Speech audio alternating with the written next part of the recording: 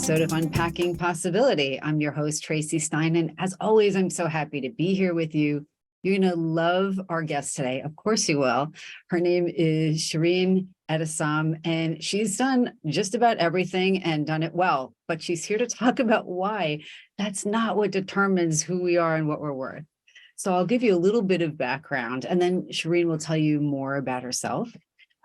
She's an entrepreneur, seasoned media executive, and transformational speaker.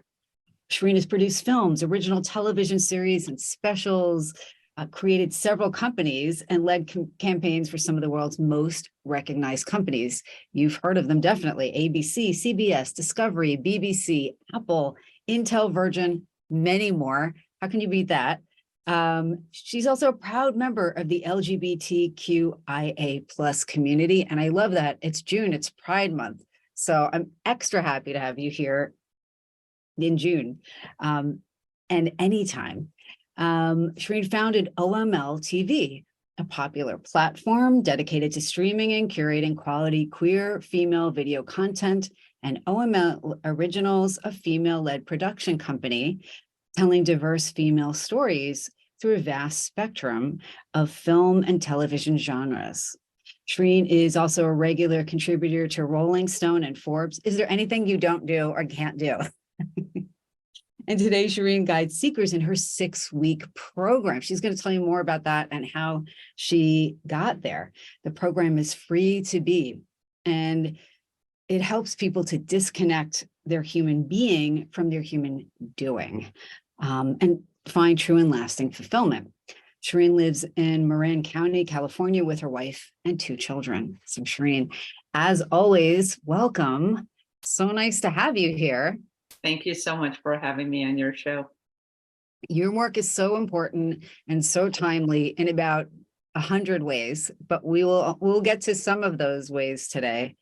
I really thought your story was so important and relatable about how you created this 6-week program.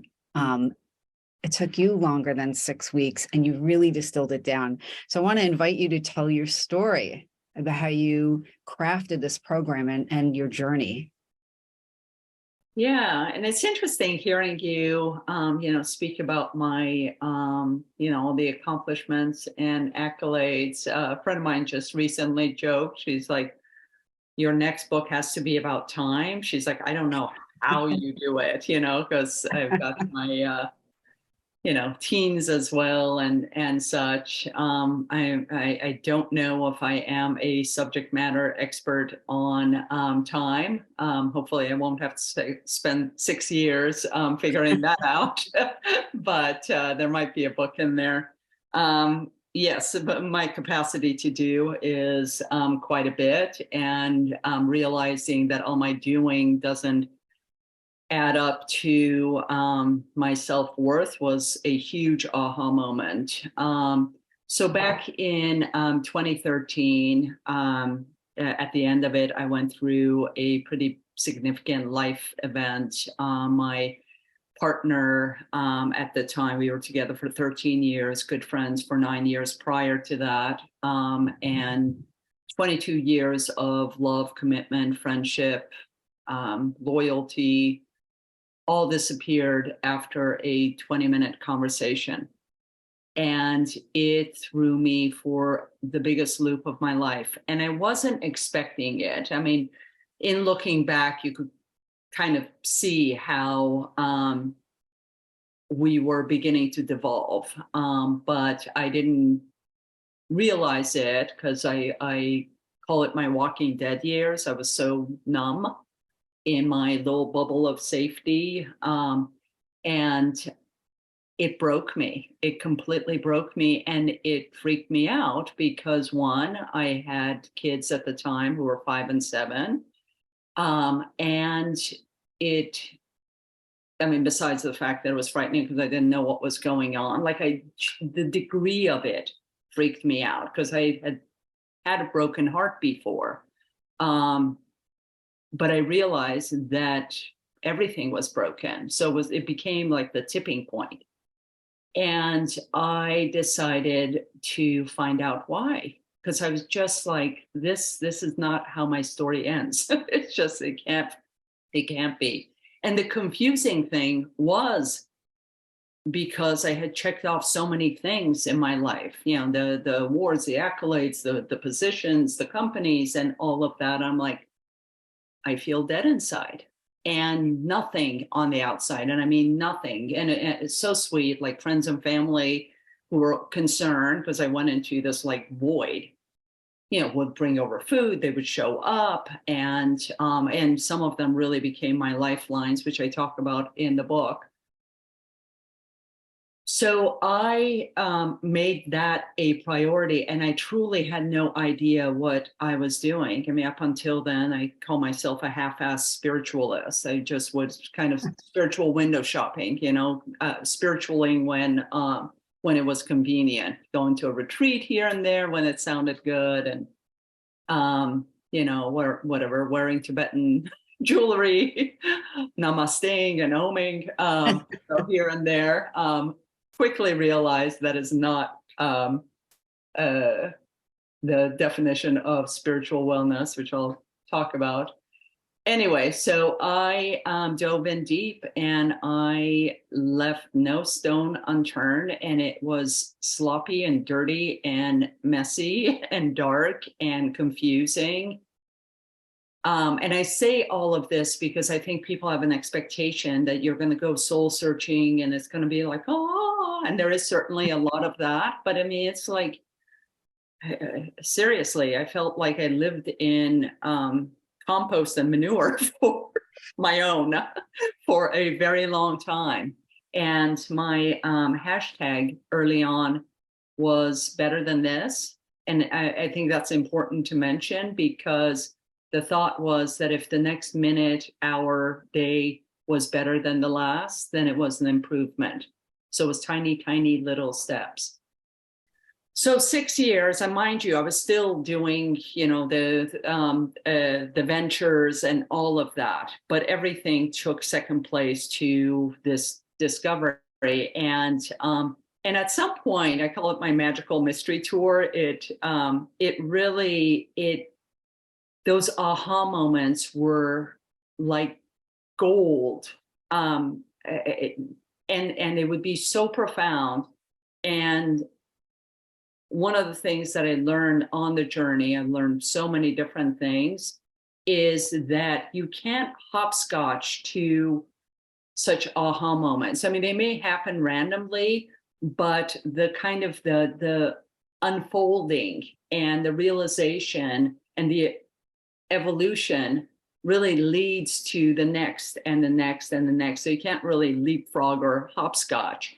And that's important to point out, because in our society, it's so like the quick fix, the 10, 3 tips, how to organize and all of that. And it doesn't work that way. But after 6 years of soul searching, I did realize that if I knew what I was doing, I could distill it into 6 weeks. So I basically wrote the book I wish I had when I was at that crossroad. There is so much gold in what you just said. And I almost am going to have a hard time organizing all the things going through my mind at this point, because, for one thing, you said you can't hopscotch or leapfrog over the doing of the work and the growth. So it's your period of learning and growing, and learning and growing can be hard and messy and painful. And I love that you're owning that, because I don't know if you know this, but I taught for years at the Spirituality Mind Body Institute at Teachers College, Columbia. And, spirituality and wellness are such hot topics. And I always say, like, you can't throw a rock without hitting 1,000 wellness people or, spiritual teachers. And the idea is almost that it's like fast food. Like you put the coin in the machine and the spiritual gumball comes out. And that's not really how it happens. It's not as linear and neat and angelic music filled. It can be, but I love that you're talking about that this was not just like going to the 10th workshop and that was what you needed to do. it was a really deep process and a thoughtful, lengthy, messy process at times. And I continue to evolve. So this book isn't written so that you do these 6 weeks and that is it. As you know, the Buddhists call anyone practicing Buddhism practitioners. So we all need to be practitioners. And truthfully, this kind of soul work is either an on-off switch. You either turn it on and keep it on.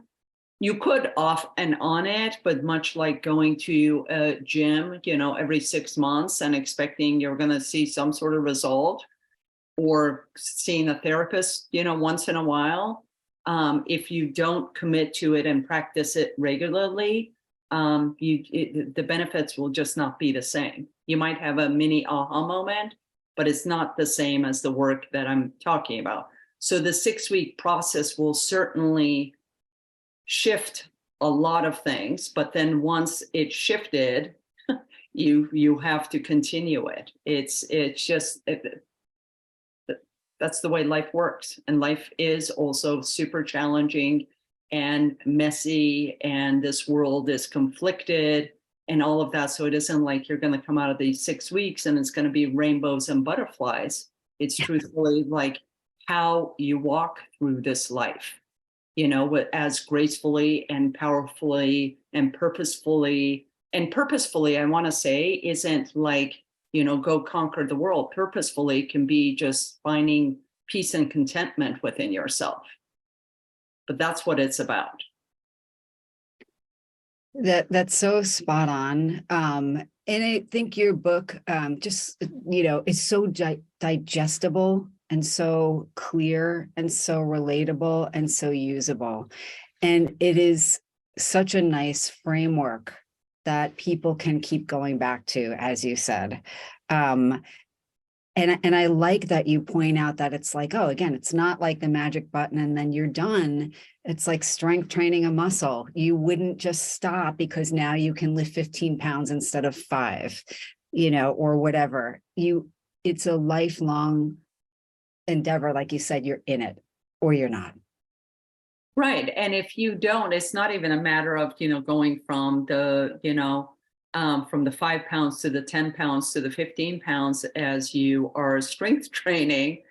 If you don't do it, you won't even be able to lift the 5 pounds that you were able to do, and so on. So the practice of it is really helpful. And I think it's very unique to the West, this whole like bigger, faster, more, so which causes a lot of issues, we want quick fixes. We want, the whole like letting go. I was talking about this in a Facebook group that I have called Inner More, and anyone can join if you're interested. But this whole concept of letting go and moving on, which is a great thing, but all that, moving through whatever it is that you're letting go of and moving on from takes time. And if we don't do it, then we end up gifting it forward to, the next relationship or partnership or to our kids and all of that. So yeah, slow the F down, like just, bigger, faster, more isn't necessarily a good thing, and it can be, but not if you don't have your base down. So important to point out. Yeah, absolutely. And I know something else that you've spoken about, like that's a thread through your book, is that like you said earlier, the accolades and all the things you've accomplished, we're so used to the energy going out and the doing, and that can distract from the being, the sitting with our emotions, the being present for what's going on, and how important that is, even if it's hard, right? Because and you talk about infoxication, and And I think that's a way that we all, we distract from the stuff we don't want to deal with the social media, the doom scrolling. You talk about that. Yeah, so the 6-week process starts with just really quickly talking about the structure of the book because it's important. So it's 6 weeks.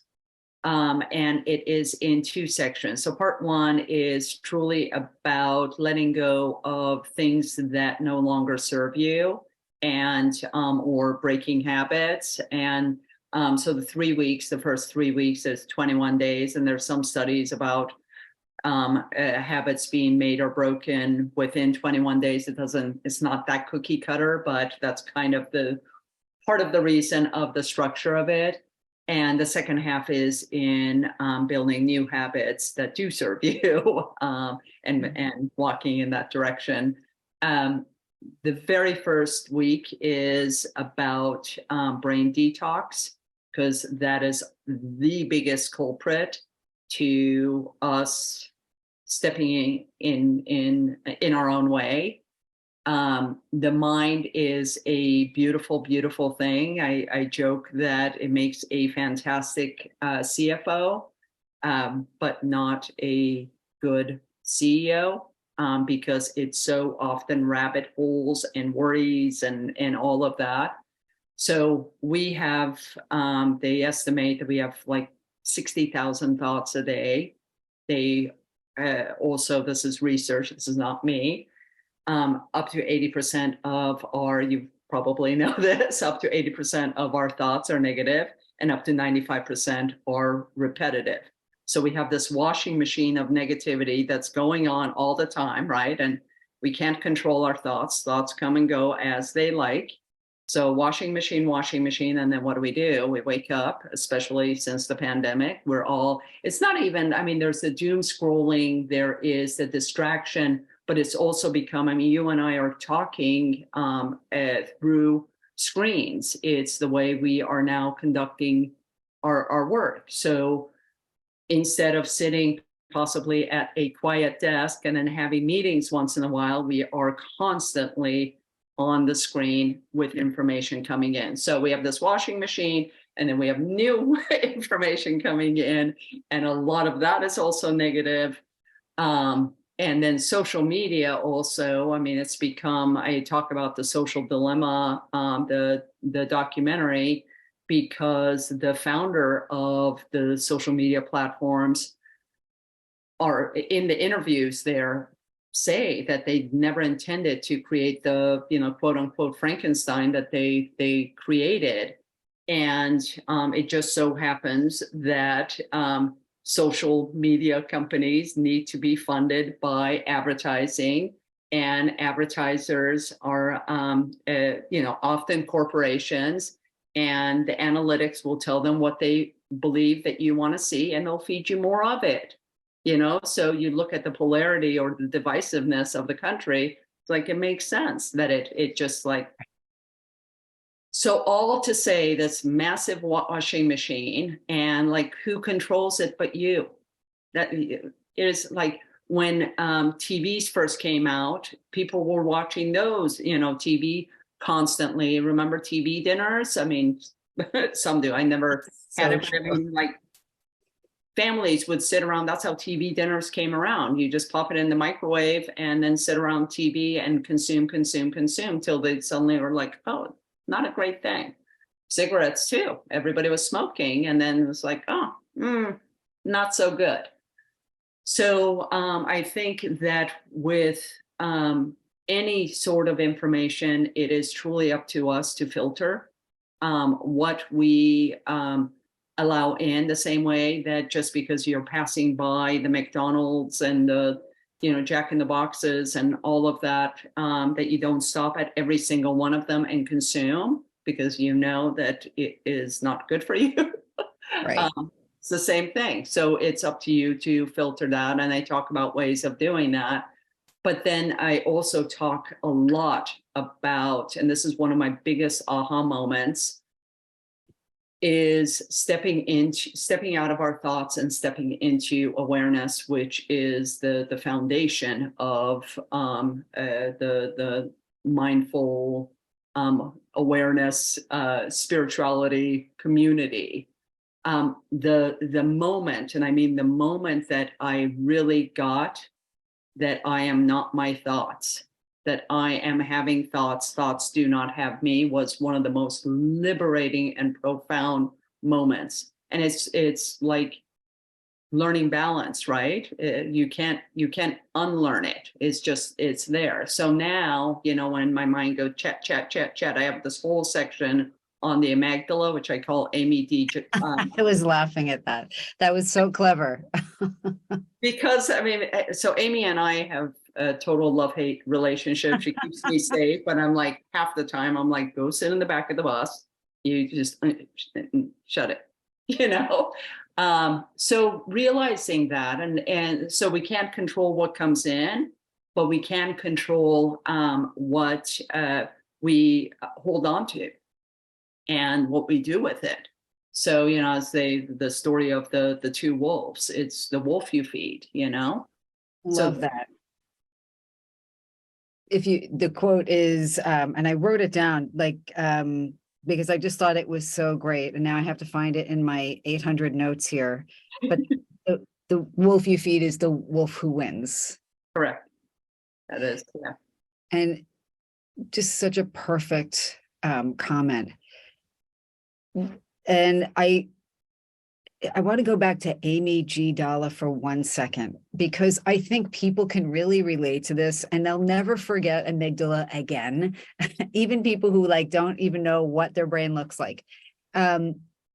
Because there's a moment where, and then I want you to get back to the chapters, the weeks, but I found this so relatable. You talked about having insomnia and panic attacks, including thoughts that would, be like, I'm going to be penniless, so the most extreme, scary thoughts, whether or not there was any likelihood of that happening, doesn't matter in the middle of the night. And you were getting like 3 hours of sleep a night. And, you can only function like that for so long. You took control of your thoughts and you made this shark a goldfish, as you talk about in your book. I thought that was so great. You made this something that didn't have control of you anymore. And it was such a mindfully beautiful approach, because now, instead of being overcome by these thoughts, you were observing them and describing without attaching, without pushing away. What was that like for you? Well, I think it's good to talk about, because for two reasons. One, when we have those thoughts, when we become aware that our thoughts are just our thoughts. I used to truly believe that if I had a thought, it must be real. That's just, it's. And again, not even good or bad. It's just that if I'm having the thought, it must be real. So realizing a thought could be real or it could not be real. And we choose what we attach meaning to, was for me extremely liberating. By the way, I sleep really well now, which is really nice, because I wake up in the middle of the night and Amy's chatting away. And I'm just like, Shirin, you have one job, and that's to sleep. And I know frankly, if I, my accountability and in reflecting back to, my Walking Dead years, I could see how I was not a joy to be around, because if I'm getting 3 hours of sleep every night, and I've got two small kids and who I'm the primary parent of, and I'm on an executive team and I'm doing, I'm like Stressville. So I'm not serving myself or anyone around me. So that was a huge aha moment for me. And now I lost my train of thought. And that's okay. It happens to me all the time. And actually, I think both the losing the train of thought and the insomnia had become so much more common in the COVID era, between isolation, additional stress, uncertainty, the effect of a virus that we're still learning about, have a long way to go, on our brains and our bodies and our ability to handle stress, on our ability to get good sleep and so forth. And you talk about the COVID era and it's almost like it's both what it is and a metaphor for your approach in the book. I'm tell you what I mean by that. Like the difficulties that you were dealing with and the difficulties we've been dealing with as a society. Again, like there's the opportunity for like I don't want to sound corny, like a silver lining, but the growth that can come from difficult things. We may not be the same on the other side of the growth, but we leave with something that is invaluable and that we may not have come to otherwise. For you, it's not only your personal growth, but this gift of this 6-week program that you're bringing to the world, right? And it doesn't mean that that it wasn't painful, but you now have something you may not have had in the same way. Is that fair? Yeah, for sure. And, talking about the COVID years, I talked about the fact that we all had to go online and consume, but you can also see that between, screen time and what we talked about with social media and COVID, and the kind of the echo chamber that you step into, right? And if you don't realize that, again, just because you're having a thought doesn't mean that it's real. And just because you're having a thought doesn't mean that's the universal truth. Truthfully, it is your opinion. And I think that once we start finding separation from our thoughts, then we could also see the unrest in the world a different way, because you could just see that people are fighting and bombing and killing one another just based on a difference of opinion, because they believe it so profoundly. And I was just I was at a book launch celebration recently, and someone was asking me about, just some global views and such. And I said, that I truly believe that self-transformation is global transformation. And I said I haven't met one person who has truly done the work of self-transformation and is an asshole. It's just not possible. If they are, then that means they still need to grow. I mean, and again, we're all growing. But when you step into this space and have the kind of awareness that I discuss in the book, it's near impossible to be that way, because there's so much accountability as a global citizen. And nobody has to tell you that. It just is. And imagine every single person having that kind of accountability and what kind of shift that would create.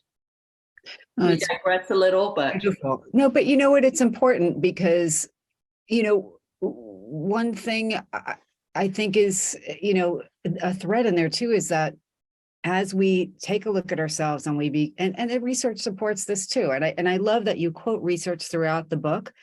It's not burdensome at all. It's seamlessly and well integrated. And I want you to know how I appreciate that, because it's not easy to do well. But, the more self-compassionate we become, the more self-aware we are, the more we understand, like you said, that our thoughts they might be our truth of the moment, but they aren't absolute truth. They're our feeling of the moment, and we don't have to be so entangled with them. but the more compassionate we are for ourselves, the more compassionate we are for other people. And like you said, you can't be awful to other people. You can't dehumanize other people. You can't put negativity into the world when you yourself are in greater balance, when you have done the work on yourself, when you have cultivated greater empathy and compassion. And I really, I really felt that. And I think that's a fair thing to say, is that someone who's willing to embark on this kind of journey transforms not only themselves, but their relationships and, everyone around them in some way. Absolutely. And I think that another part of that is really distinguishing, which could be the segue into talking about the rest of the book, Yeah.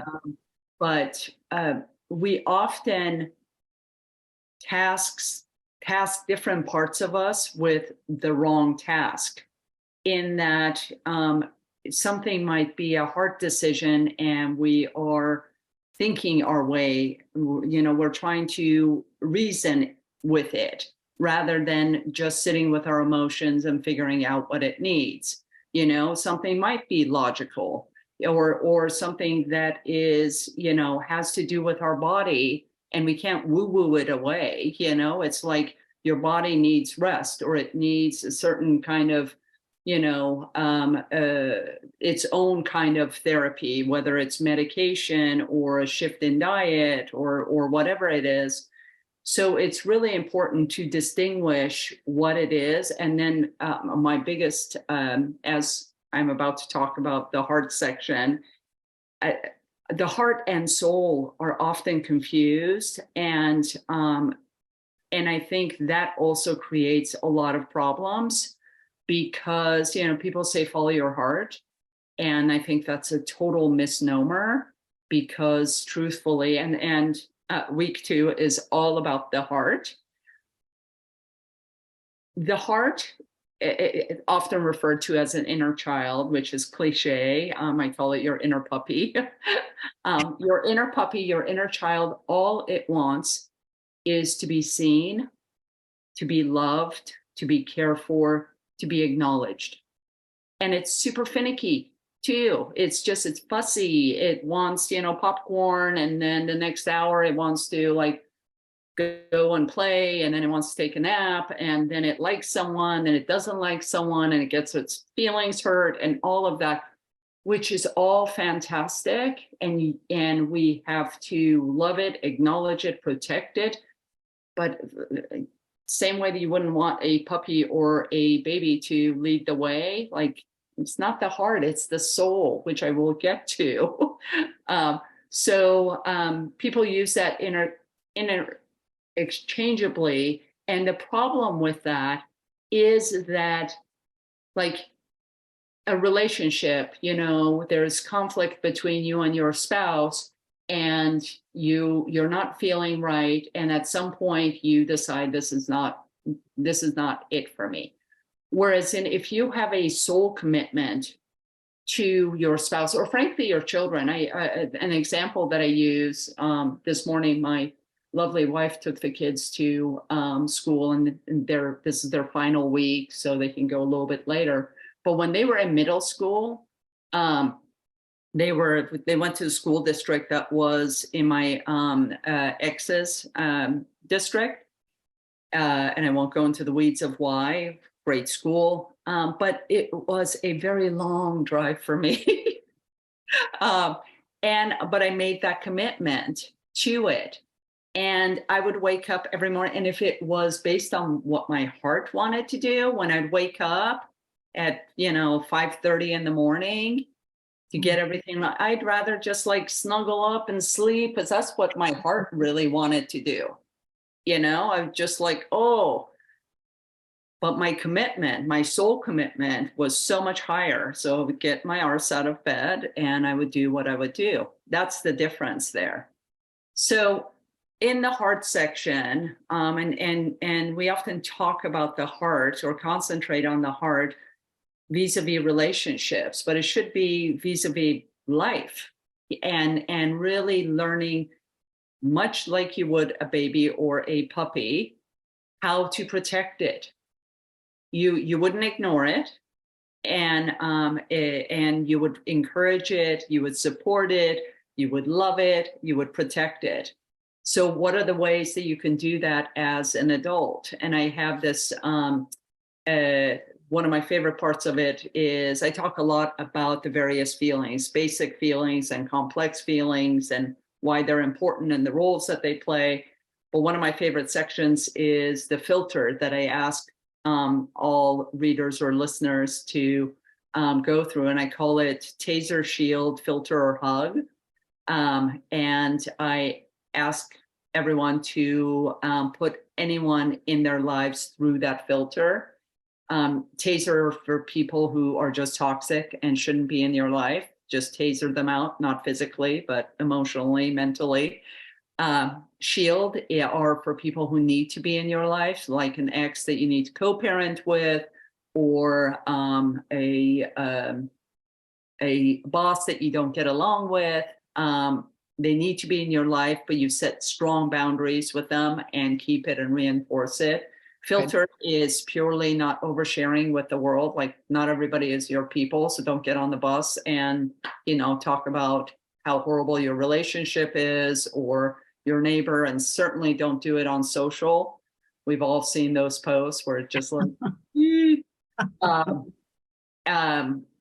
and the last category is my favorite category, which is the hug. And those are people who deserve, as Brene Brown says, deserve a seat at your table. And those people you really listen to. I have two besties, and they are not soft and squishy. They call me on everything, and they have the right to. So when they're, when they put their hands up, I'm like, okay, go ahead, and then, yeah, for sure. But they're also their feedback, their criticism of me. They deserve to say what they need to say, and not everybody does. So, and I also tell people, like, if you're in a situation, you'll know, because a situation and people, you have to figure out whether it's good for you or not. Ask yourself, does this person or situation expand my heart or contract it? And you'll have your answer. Right. And it might be somewhere within that continuum, but there's going to be someone like, this person is way too toxic. Nope. Or this situation, I need to get out. Or so important. I need to be in this, but I'm going to shield myself. This culture is a little so that's really the hard section. And I think once people read through it, you really get why I talk about the difference between the heart and the soul. The third chapter is all about taking care of our bodies, but not just sleeping well, eating well, exercising, which we all should do. But it's really a matter of shifting our relationships with our bodies as our sacred vessel through this life. So I talk a great deal about that. And I also talk about breathing and breath work and different means of taking care of ourselves, also disease. Like, you cannot wish a disease away. So if you bump up against that, or if you're dealing with that, like, that is of prime importance, and you cannot neglect it. And we often do up until the time we can't.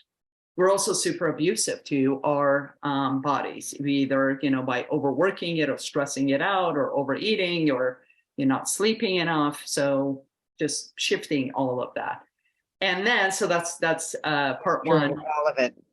Yeah. And then week 4 is my very favorite chapter and week, because you've done all the work of clearing your runway, so to speak, clearing your canvas.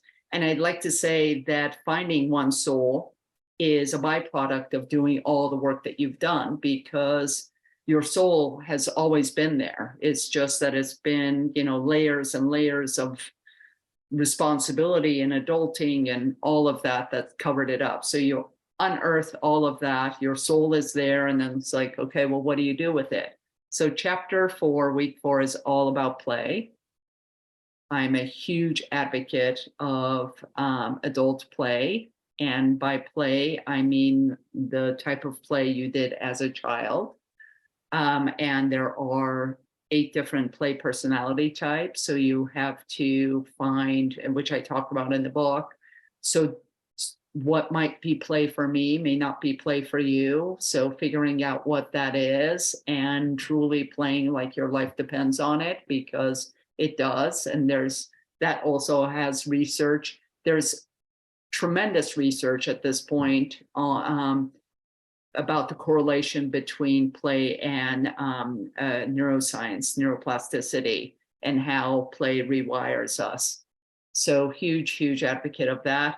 Week 5 is as woo-woo as I get. It's all about where the soul and spirit meet. People confuse soul with spirit. I define soul as our unique imprint in this universe. No other organism has what we have, and that is to be celebrated. But that's different than spirit. Spirit is whatever you want to call it, your higher self, universal consciousness, awareness, whatever it is. And truthfully, the book and I would like to say life is the dance between the soul and spirit. So that's week 5, and then week 6 is all about rewriting our story once we've gone through the work of the work, but not again like, hey, good luck with that, rewrite your story. Like I have a Venn diagram in it that you can use to really begin sculpting and defining what it is that, basically your raison d'etre, your reason for living. So it isn't, you're not figuring it out just so you could become more organized or have more, money or a better position. It's truly your soul living out loud, designing it so that it can. I love that. So powerful, really. And you mentioned such wonderful techniques, and I love that you put them all together. And the 6 weeks really, it just makes so much sense the way you have laid it out. It really does. It really does. It's just it's like I don't say that as just a pat on the back to myself, but I am super proud of the book. But I mean, it is that simple, and you read it and you're like, yeah. I mean, it's purely pointing out. I mean, I think that there's some things that I point out that people haven't thought about before, and then there's other things that I point out that you're like, yeah, of course, and it's kind of an affirmation, a validation of what you already know. So a combo of the two. Oh, I love it. Shirin, I want to ask you, is there anything that I haven't asked you that I should have? Or is there anything else we should make sure to highlight about your book or your work? You've asked some really great questions, and I appreciate that. I think the only thing I would add to it is, there's a couple of things. One is that I'm on a crusade of sorts to take spirituality out of the woo-woo, and really decouple it from religion, because you could be Catholic and practice spirituality. You could be agnostic and practice spirituality.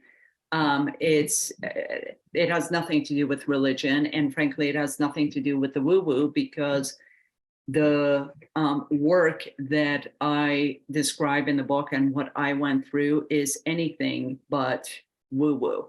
You're not leaving anything up to chance. There's a lot of trust and a lot of faith that go along with it, but you have to do the work of the work.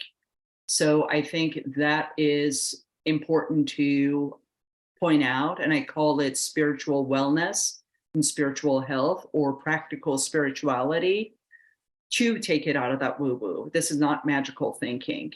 Magical thinking, frankly, is a form of spiritual bypassing, and not truly the work of the work.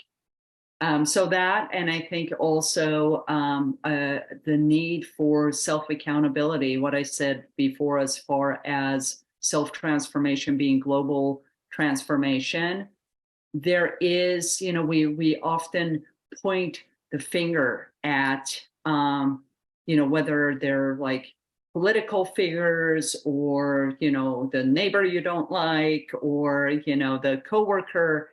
And I think overall, a lot of us lack personal accountability. And the more we do this work, we realize that accountability is freedom and power, which is kind of counterintuitive, but it truly is, because then you feel that you have the power to change. And there's some seemingly other counterintuitives, like the very first step to change is acceptance. So you're accepting the things that you want to change, So I think that's really important to point out, because if we truly want a shift in, whether it's in our community, in our relationships, our family, our community, the state, the country, the world, it has to start with us, and as cliche as that sounds, once you do the work, you can see there's no other way around it. So hopefully beyond the self-transformation, and frankly, you're not obligated to any of it, but I hope that listeners will be moved to possibly look into the possibility of something different if it resonates with them, and step into the that level of accountability for our world. Now if something happens, whether it's in Ukraine or Ethiopia or my country, Iran, or wherever it is, I feel it viscerally. I feel I'm a part of that struggle, even if I am not there. So that's important to point out. I think that's also so well said. And what you're doing is you're handing people a set of tools that they can use now and also take with them. And again, they, like you just said, they help them to grow and learn and heal and live better, but also we're all connected, and that growth and that healing fans out. And I agree with you. We are impacted by everything going on everywhere, and we can be a part of change. So I like that a lot. I also want to point out that I wrote the book so that it's very much integrated in, it's meant to be pocketbookish. We decided to not do the hardcover because it was the difference between $28 and $18, and I really wanted it to be accessible as possible to everyone, because it is structured so that it's very much integratable, doable within anyone's life. So if you're a busy mom, an executive, community leader and such, you can do the 6-week process without having to stop anything that you're doing. So it could be while you're vacuuming and dropping the kids off, or at work and traveling, whatever it is. So I think that's just wonderful. So tell everyone where the best places are to find you and where the best places are to find your wonderful book. So anything associated with me as an author is in my name. So ShirinEtessam.com. My social handles are also Shirin Etessam. I love hearing from people. So whether you reach out to me through the website or through social, I'm doing my very, very best to reply to any direct messages that I get. And I love hearing from people. And the book is available on many platforms, Amazon and Barnes and Noble probably being the easiest. But please also look for it in your local independent bookstores, because I'm distributed by Simon and Schuster, and I'm really pushing them to go to the indie bookstores. That's important to me. Wow, that's great. And Shirin, I'll put all of your information in the show notes. But I wanted to tell you it was such a pleasure getting to speak with you today. I'm really excited for your book. I wish you all the best with it. You don't need any good luck, because I know it's going to be a big hit. But thank you so much for taking the time to be with me today. Thank you for the conversation and the opportunity. This has been another episode of Unpacking Possibility. If you enjoy the episode, and I know you did, please remember to like, share, and follow. And until next time, as always, be well.